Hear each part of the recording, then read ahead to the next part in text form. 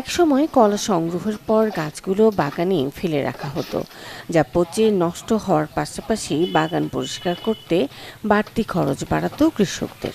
আর এখন সেই বর্জ্য কলা গাছই গাইবান্ধার দুই তরুণের হাত ধরে উঠে এসেছে মূল্যবান কাঁচামাল হিসেবে।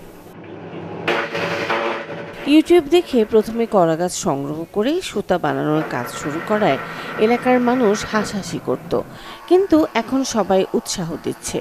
শুধু সুতাই নয়, সুতা তৈরির পাশাপাশি আঁশ ছাড়ানোর সময় বের হওয়ার রস বিক্রি হচ্ছে সার ও সাবান তৈরির কারখানায়, আর অবশিষ্ট অংশ থেকে তৈরি হচ্ছে উন্নত মানের জৈব সার।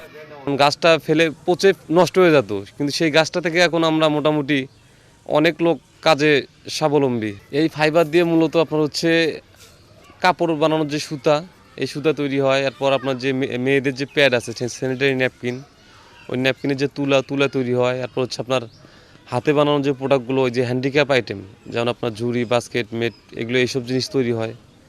আরও বিভিন্ন কাজে ব্যবহার হয়। কলা গাছের যে ফাইবারটা বের হয়, সুতাটা, এই সুতাটা আপনার যে প্রসেসিংটা আছে, প্রসেসিংয়ে 15 থেকে 16 জন জড়িত।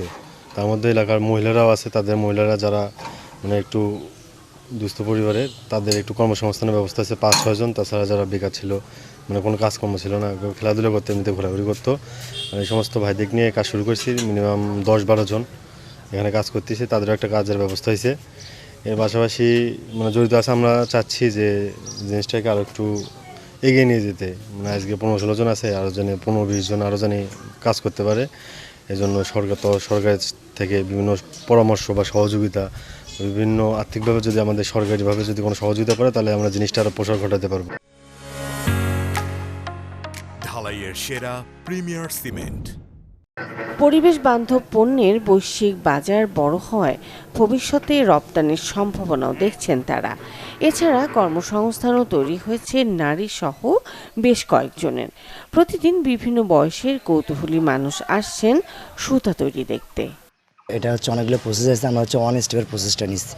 এই 1 স্টেপের প্রসেসটা হচ্ছে কলা গাছ কাটিয়ে নিয়ে আসিয়ে যে ঢোংলাটা বার হয়, ওটা দিয়ে ফাইবারটা বার হয়। ফাইবারটা দিয়ে আমরা মনে করেন যে মেশিনে ঢুকার পর ওয়াশ করে আপনার চিপ দিয়ে নাড়িয়ে দিয়ে শুকানোর পর যে পাটটা সুন্দরভাবে ভাসিয়ে রাখি, ওটা আমরা এইভাবেই সেল দিয়ে দিই। মেয়ে মানুষ আমরা বাড়িতে বসে থাকি, 4টে পয়সা দেখিনি। স্বামীরা যা পয়সা কামাই করে, ইনকাম করে, সংসারও তো যায়, আমরা 2 পয়সা চোখে দেখিনি। তাহলে এখানে আসিয়ে দিনে 200 কোটি টাকা পাই, আমরা খুবই সন্তুষ্ট। এটা দিয়ে না আমাদের হাত খরচ হয়, ছেলের লেখাপড়া হয়, তারপরে যে মাস্টার দিয়ে ছেলে বাচ্চা কাচ্চা পড়াই, তার বেতনও মাসে দেওয়া যায়। কলা গাছ থেকে সুতা তৈরি করা হচ্ছে, খুব একটা সুন্দর জিনিস। আমরা যে জীবনে কখনো দেখিনি এই জিনিসগুলা, অথচ এত ছোট বয়সে এইসব জিনিসের সাথে জড়িত হচ্ছে, উদ্যোগ নিচ্ছে, এটাই অনেক। এই শিল্পের প্রসারে প্রয়োজনীয় সরকারি সহায়তা, প্রশিক্ষণ ও বাজারজাতকরণের সুযোগের আশ্বাস দেন জেলাভিত্তিক কর্মকর্তা। গাইবান্ধা জেলা সদর উপজেলার খোলাহাটি ইউনিয়নে কয়েকজন যুবক এই কাজটি শুরু করেছেন। তারা পরিত্যক্ত কলা গাছ দিয়ে বিভিন্ন ধরনের সুতা, পাটের সুতার মতো তৈরি করছে। দেখতে অনেক পাটের সুতার আঁশের মতো মনে হয়।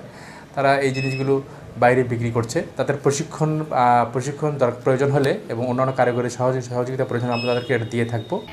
সরকারি সহযোগিতা পেলে ভবিষ্যতে বিভিন্ন হস্তশিল্প পণ্য, স্যানিটারি ন্যাপকিন তৈরি করে নিজেদের এলাকায় ব্যাপক কর্মসংস্থান সৃষ্টি করতে চান তারা।